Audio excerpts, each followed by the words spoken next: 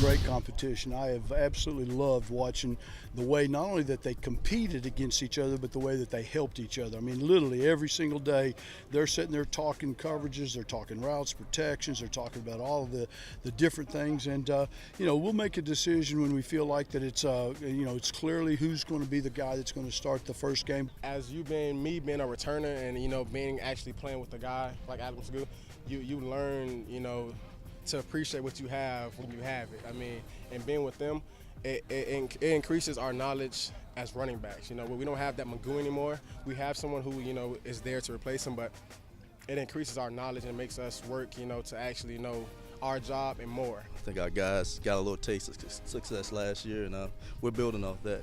That wasn't enough, and it's been fun watching these guys compete against each other. Biggest thing for them is they compete their butts off against one another, but at the same time they have really good relationships with each other. These guys here, they have no ego, and when you're trying to deal with a group of 4 of these guys have played a lot of ball at this point, and for them to come out here every day, bust their butts, and not worry about how many touches they're getting and all that. They play really good without the ball in their hand too. So we bring in a lot of talent.